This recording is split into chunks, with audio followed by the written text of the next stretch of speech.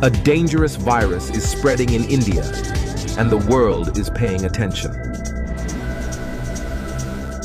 It's called Nipah. Its fatality rate ranges from 40 to 75%, and there is no cure. Nipah is a zoonotic virus spreading from animals to humans, often through bats, pigs, or contaminated fruit. It starts like a mild fever, but can rapidly attack the lungs and brain, sometimes turning fatal.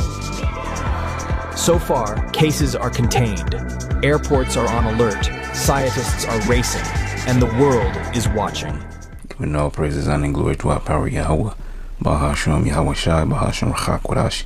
Double honors to the apostles, the bishops, and the elders of Great Millstone. Peace and blessings to the hopeful elect of the tabernacles of David, scattered throughout the four corners of the earth, and wherever you may be, wherever you may be. To you I say, Shalom, Yasharallah, Shalom. Alright, this is going to be brief. There's something I was seeing here. Now, this is from South China Morning Post, but it wouldn't let me get the whole article without doing some subscribing stuff here, which I don't remember having to do that before. But it's okay, because this next page I'm going to pull up is going to have everything that we need anyways, which is going to be directly from the Google. But I want to still bring this up. So it says the Nipah virus outbreak in India sparks worry in China before Lunar New Year. Virus whose fatality rate can reach up to 75% is said to be manageable and less likely to cause an outbreak in China. And that's what they say. But as we go on, all right, we get into a couple other things here. Now you see this is dated January the 27th, 2026, updated January 29th. Okay, so you know, reading what I can read here, says an outbreak of the highly fatal Nipah virus in India's eastern state of West Bengal has sparked widespread attention and public concern in China ahead of the Lunar New Year holiday, when millions will travel.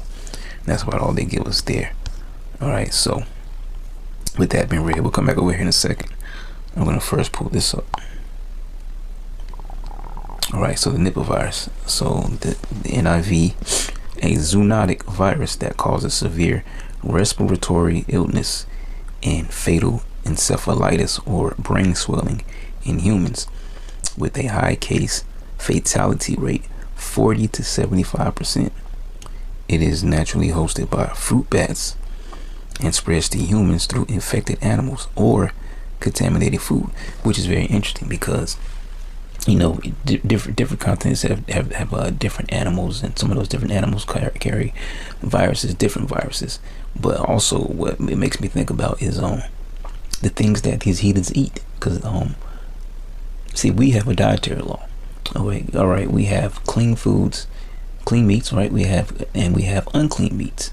Now, those heathens may not be under the law like we are, but that doesn't mean that that pork or that lobster or the shrimp or that the shark fin or the octopus or the squid or whatever it is that they eat, all right, some rats, cats, dogs, all right, you name it, okay, doesn't mean that those unclean meats are not still, you know, harmful to the body, or let me say it like I meant to say it.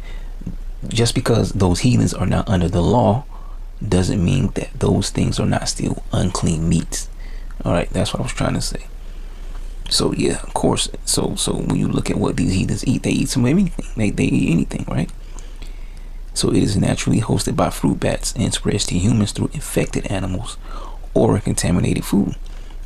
It can also spread person to person. So I guess maybe in close quarters, or maybe it's contact, maybe it's saliva, sexual intercourse. I'm not sure how that works. Maybe it'll tell us down below, because I haven't had a chance to read all that yet. Symptoms range from fever, headache, and cough to confusion and coma, with no licensed treatment or vaccine currently available. Light it up. With no licensed treatment or vaccine currently available, making supportive care crucial. All right.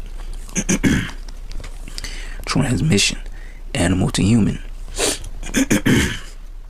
Direct contact with infected animals. Look, see, I just mentioned pigs, bats, pigs, horses, or their bodily fluids. Now, what do you mean bodily fluids? Saliva, possibly, or now if you get to Esau's level, no intercourse with these animals, or who knows what these heathens do with their animals, or not their animals, but the animals. But I'm pretty sure one of those main things might be their saliva, or maybe their urine, or possibly even their feces. All right, but it does just say their bodily fluids, which could, I guess, even be blood, right? Obviously that would be the most main thing. Foodborne, consuming fruits or raw date palm sap contaminated by infected bats. So I'm guessing the bats like to eat these things, and they pass on the virus. Human to human, close contact with an affected person, often in healthcare settings. See, but it's not saying like, is it me being in the vicinity, breathing the same airspace? Is it me actually, I don't know, somebody sneeze and I shake their hand, hey, haven't seen you in a while, and then I touch my face, because you know that's how those germs move. Somebody who has a cold, okay, and you shake their hand, and then you happen to scratch your nose or your mouth, or or whatever, and then those germs get into you through your mouth or through your nasal cavity, and then you get sick. So it's not really specifying the human to human contact, but it just says often in healthcare setting. All right, symptoms: initial is fever, headache, muscle pain, vomiting, sore throat, cough. Severe, all right, so worse, now it's gotten worse: dizziness, drowsiness, altered consciousness, confusion, seizures, and coma. And then I guess the last stage is respiratory, which can lead to it being fatal: typical or atypical pneumonia and acute respiratory distress. Yeah, you probably can't breathe, your lungs are not functioning properly, okay, which I guess that's why pneumonia was there, but you get the point. So treatment and prevention. Treatment: no specific, let me get that off, light this up. No specific antiviral treatment or vaccine exists. Care is supportive: rest, hydration, managing symptoms. So they have nothing. They have no answer for this. See? Prevention: avoiding contact with infected animals, not consuming contaminated food or sap, and practicing good hygiene are key. Wow, that's a big one for those heathens. Good luck with that. Key facts: origin: first identified in 1998 in Malaysia. Natural host: fruit bats, Pteropodidae family. Outbreaks occurred in India, Malaysia, Singapore, Bangladesh, and the Philippines. Public health concern: considered a priority pathogen due to its high fatality rate and pandemic potential. All right, and that's pretty much it right there for this. Now the thing is, it said that it started in India, but there's a major scare of it in China, right? Okay, so I have this pulled up here. 2 Esdras 15:47 says, "Woe be unto thee, thou wretch, because thou hast made thyself like unto her." And this is referring to Moab, China. "And hast decked thy daughters in whoredom, that they might please and glory in thy lovers, which have always desired to commit whoredom with thee." Okay, talking about how they formed and fashioned themselves the most after America. Okay, the only thing that America is adoring about China right now is that social credit scoring system, the way they have it set up over their people. But everything else is the flip side. Okay, like I speak about all the time. If you just heard voices, how the so-called white girls talk and how they sound, and you turn around and it might actually be an Edomite and also a Moabite chick, so-called Asian chick too, so-called Chinese chick, because they sound like them, they act like them. All right, the majority of them the white boys like them. Okay, even Eve sometimes too. Sometimes Eve sounds just like but you can't tell the difference. But really, more so with Moab. All right, if you couldn't see them and just heard the voice, you'd be surprised that you turn around and be a Moabite there. Some of them, because some of them actually still have their I guess ancestral type of accent or whatever, the way they talk. But anyways, thou hast followed her that is hated in all her works and inventions. Therefore said the highest. Here's the point right here in verse 49. "I will send plagues upon thee: widowhood, poverty, famine, sword, and what? Pestilence." Okay, to waste thy houses with destruction and death. Okay, "and the glory of thy power shall be dried up as a flower. The heat shall arise that is sent over thee." But the key is here in verse 49. I will send plagues upon thee, widowhood, poverty, famine, sword, and pestilence to waste thy houses with destruction and death. Now, of course, I throw this in there. The ultimate pestilence is the nuclear missiles. All right, but to a lesser degree. All right, and I'm going to prove, the word pestilence here. But the ultimate pestilence is the missiles. Let me make sure I put that in there. Throw it in there. So we go to Luke 21. All right. And I don't want that. As a matter of fact, let me go up to the top and get the blue letter. The Strongs. So just want to get these few verses here. Matter of fact, let's start here. Luke 21:9. But when ye shall hear wars and commotions, be not terrified. Let's get the word for commotions. Acatastasia. Okay, commotion, instability, a state of disorder, disturbance, confusion. That was part of what the virus does, right? For these things must first come to pass, but the end is not by and by.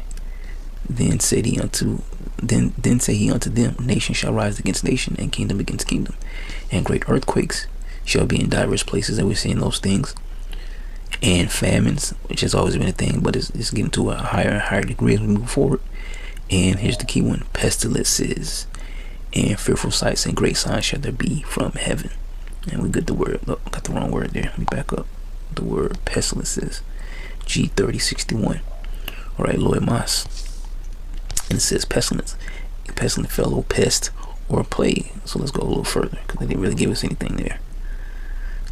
Down below it, Strong's definition says literally the disease, or figuratively a pest, pestilence. Well, let's still define it anyways. A fatal epidemic disease, especially the bubonic plague. So that's the pestilence, okay? And this is supposedly a new thing, starting in India, and it's supposedly spreading. We'll see how how much more worse it does or it does not get. Okay, but these are things, all signs, of the times, of the end. And it's the same thing in Matthew 24, because I was going to go in Matthew 24, but I decided to go with Luke 21. All right. For nation shall rise against nation, and kingdom against kingdom, and there shall be famines and pestilences and earthquakes in diverse places. All these are the beginning of sorrows. Okay, and even the scriptures talk about where is that in let me go to 2nd Esdras. Let me just, there you go. Let's jump over to 16. See if I can find what I'm looking for.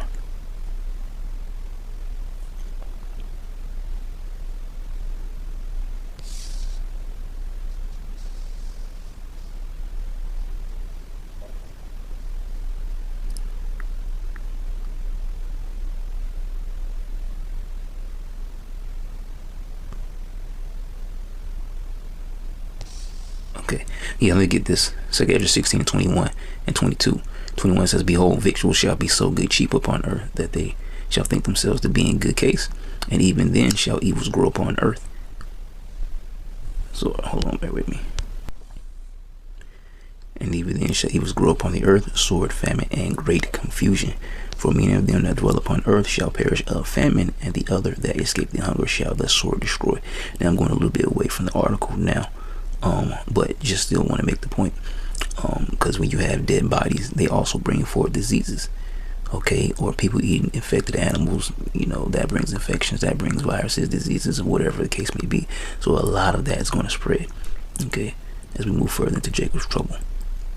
And then it says, and the dead shall be cast out as dung. Excuse me. Yeah, because nobody's going to be burying anybody. Nobody's going to be having funeral processions, okay? You're not going to have time like you see in like certain movies. They'll just have a ditch full of bodies. They showed you that in the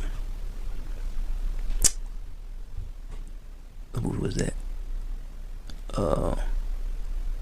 Civil War. Okay, they also show you in like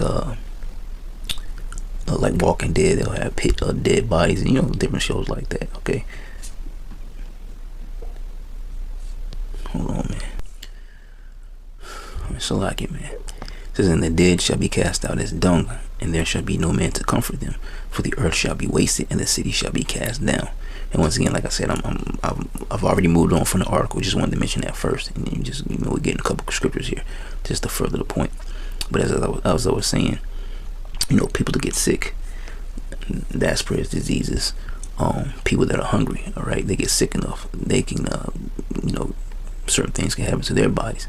That spreads diseases. Okay, you have animals that are dying of themselves or whatever, they're sickly. That spreads diseases. You have people that may be eating the sick animal. That's going to spread diseases. Then you actually have the dead bodies. That spreads disease. So there's going to be a lot of spreading of diseases. A lot of people are going to die from diseases alone. A lot of people are going to die in war. Right? A lot of people are going to die following false gods. They're going to die following Jesus and Buddha and Allah and whatever else. Okay? A lot of people are going to die because they don't want to believe, the truth. And we can keep going with that topic because there's many levels to that. But just making the basic point. These things also breed diseases. Okay? So, like I said, just something quick there.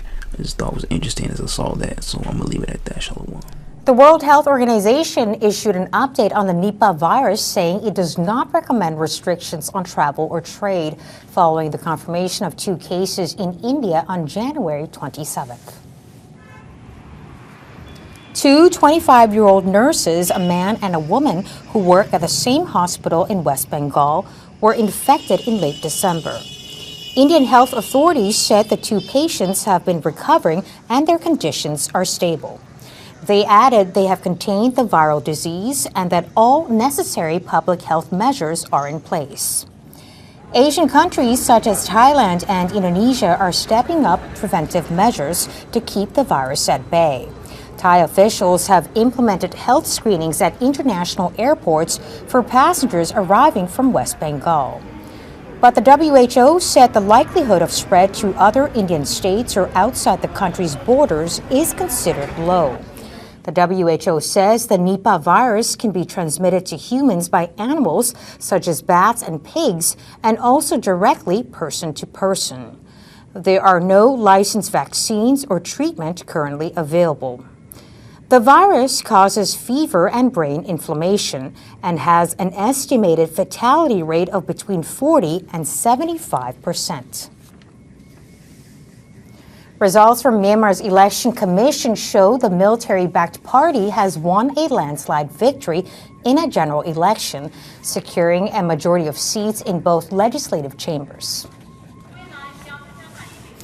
According to vote counting results announced by the country's election commission as of Thursday, the Union's Solidarity and Development Party, or USDP, has gained 339 seats out of the 586 seats in both houses of parliament. Adding the 1/4 of seats constitutionally reserved for the military brings the total seats held by pro-military camps to about 86%. A new administration with strong military influence is expected to be established as early as April. Voting was conducted in 3 phases, starting in late December and ending on Sunday. The military was in charge of the election, claiming it was a transition to civilian rule. The junta has been in power since it seized control in a coup 5 years ago. But pro-democracy parties have been shut out of the vote. This prompted sustained international criticism, questioning the election's legitimacy, with many calling it a sham. Vietnam and the EU upgraded their diplomatic relationship to the highest level, the same as the US, China, and Japan, following talks in Hanoi. Vietnamese State President Luong Quang met with European Council President Antonio Costa in the capital on Thursday. At a press conference, Quang said that Vietnam regards the EU as one of its most important partners in the world and wishes to continue deepening bilateral ties. He also said that the 2 sides had agreed to upgrading to a comprehensive strategic partnership. Costa emphasized the significance of the decision. At a moment when international rules-based order is under threat, from multiple sides, we need to start to stand side by side as reliable and predictable partners. In a joint statement, the two sides vowed to develop trade and investment opportunities in sectors of mutual interest, such as critical raw minerals and energy, and to continue cooperation in the field of security. Vietnam has set a goal of achieving an average annual GDP growth of 10% or higher during the 5 years through 2030, strengthening its diplomacy with a broad range of international partners. Thailand has appointed a K-pop superstar to be the face of its tourism industry to the world. The move is part of an effort to halt a recent slump in foreign arrivals. Please give a round of applause for amazing Thailand ambassador, Lalisa Manoban! Lalisa Manoban is better known as Lisa from Blackpink, one of the biggest girl groups in the world. She was born in northeastern Thailand. The pop star made her ambassadorial debut at the iconic Bangkok site Wat Arun, or the Temple of Dawn. I feel that our Thailand, our home, doesn't just have beautiful places, and it doesn't just have delicious food. It also has a feeling of feeling warm and happy every time I come to Thailand.